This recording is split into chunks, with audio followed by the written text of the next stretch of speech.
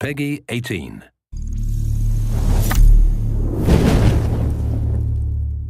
Hello everyone, this is Ryan Bernard, Game Director on Tom Clancy's The Division. And today we're very excited to give you this exclusive walkthrough where we're going to follow a team of 3 players as they move through the Dark Zone. So here we have our group of 3 agents, Ryan, Megan, and Bronson, and we're going to be following them as they enter this very dangerous area in search of some awesome loot. Ryan is set up as the healer for the group, so he's got support skills loaded with Pulse and Healing Grenade. Megan is DPS, so she's got the Seeker Mine and Sticky Bomb loaded up. And Bronson's going to be taking the brunt of the punishment, so he's got Pulse as well and the turret, so he can keep the attention of the enemies during firefights. After the virus broke out, the Dark Zone was originally set up as a quarantine zone in the middle of Manhattan to contain the sick. But things rapidly went out of control, and there was a massive blackout and the military had to evacuate. They had to leave their most powerful gear and weapons inside the Dark Zone. So this loot is extremely valuable to you as a player. But this also means that it's the most dangerous place in the game. This loot attracts a lot of attention, including other real players. The Dark Zone is a multiplayer gameplay space in our world, which you can seamlessly enter without any loading screens. Outside of the Dark Zone, you can play in teams of up to 4, but once inside, you can decide to collaborate with other agents or betray them, kill them, and take their loot. As we climb the wall to enter, you can see the UI starts to cut out, because once inside the Dark Zone, we lose our connection to the outside world. And this area is highly contaminated, so we can see the players put on their masks to protect themselves from the virus, and then they're set to go.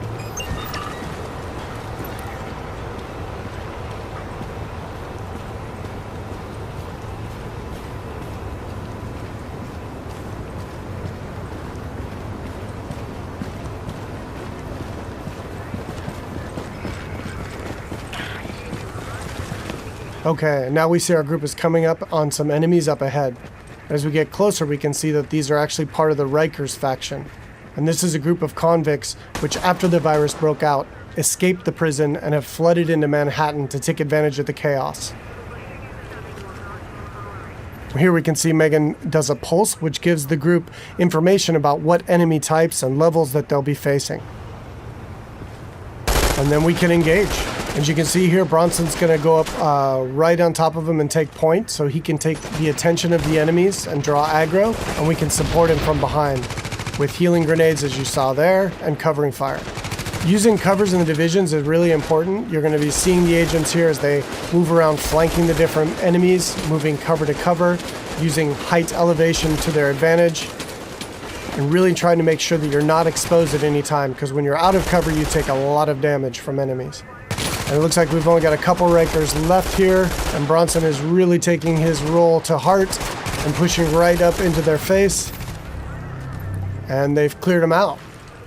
And here you can see Bronson's actually been a little bit too hardcore on this, and he's in what we call the down state. So since they're playing in a group, Ryan can head over and actually revive him so he doesn't die and need to respawn and run back to his group, and he can get right back into the action. And here we can see that Ryan's actually found a loot crate. And he's gotten extremely lucky and has gotten a legendary drop. But as we can see, it's actually contaminated. All gear and weapons in the Dark Zone are contaminated, and they need to be extracted before they can be actually equipped by the players or agents in the game. So in order to do that, our group is going to move to a nearby extraction point in Bryant Park. Once the group is inside an extraction area, they'll need to shoot up a flare which calls in a helicopter. Then they need to hold tight for 90 seconds and extract their goods.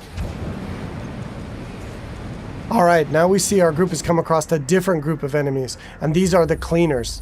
Cleaners used to work for the city of New York, but they got trapped on Manhattan when the quarantine was declared, and they've lost it.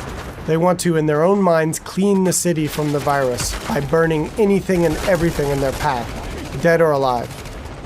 And this group of Cleaners is actually a tougher group of what we call elites in the game. They have much higher health pools and much higher damage output.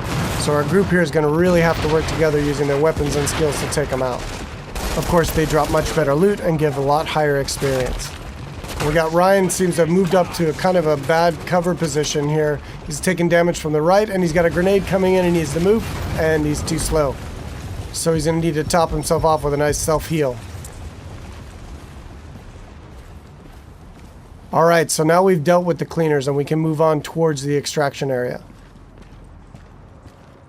But it looks like our group is not alone, and another group of players is in the same extraction area. In the Dark Zone, it's very important to find out player intention relatively quickly, whether or not they're a friend or foe.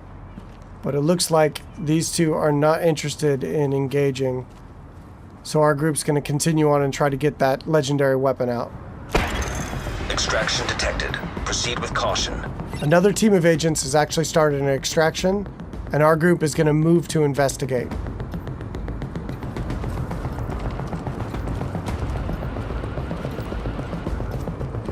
And as they come around, we do indeed see that an extraction is taking place, and they got about a minute left on their timer before the helicopter shows up. We don't see the extracting team.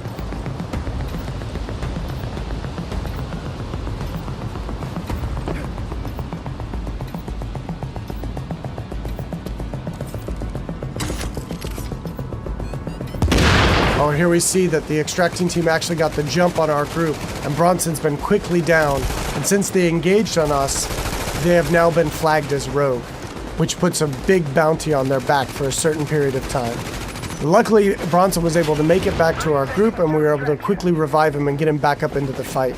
And now we've got some PvP chaos happening. And here we see Ryan throws out another healing grenade to heal up both of his teammates as they're flanking around to the left to try to get better position on these rogue agents.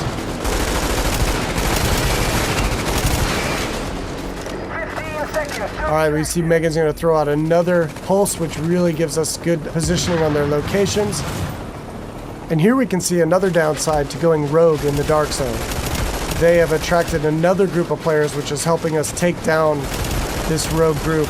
And there we go. And of course, when you die in the Dark Zone, you drop any contaminated gear that you're currently carrying. It looks like the two groups now can divvy up the goods that they got from this rogue group. It looks like they've decided to just take out the new players and take all of the loot for themselves.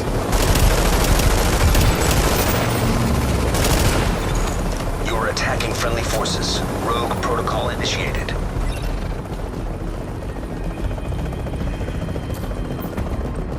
So now in order to secure this loot, to make sure it's theirs, they need to complete an extraction. So now our team has 90 seconds to control this area and to stay alive to get their loot out when the helicopter arrives.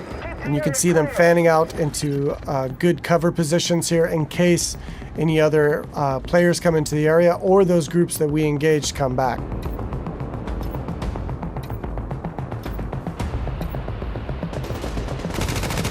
Which it looks like indeed they do. But now we're set up in really good positions here to be able to take them out. Bronson and Megan are laying down damage from the front line, and Ryan is supporting from behind. And again, it's really important in the game to make sure that you're always in cover whenever possible, and that you're not being flanked by any enemies. Here we see Ryan tossing a healing grenade as he runs past Bronson there.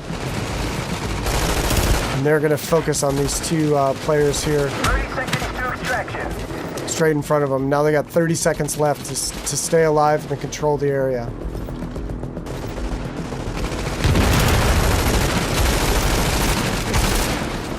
And that was some nice coordination there. It looks like a double kill coming off.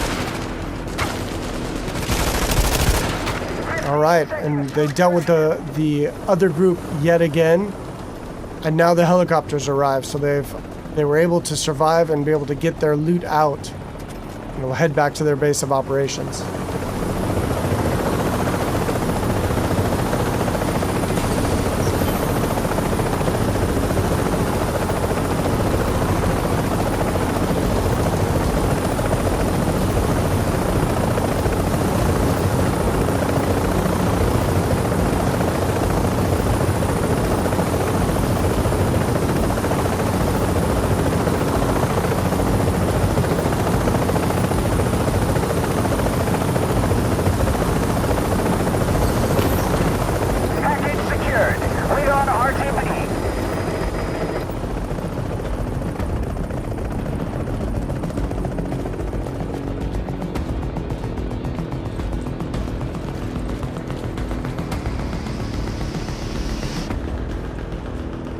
Now we can see the group is still flagged as rogue, and they're a very juicy target for other agents in the area.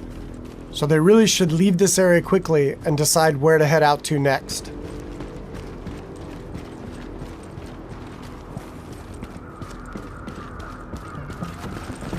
Alright, so that's it for today. I hope you enjoyed a little glimpse into the gameplay inside the dark zone of Tom Clancy's The Division.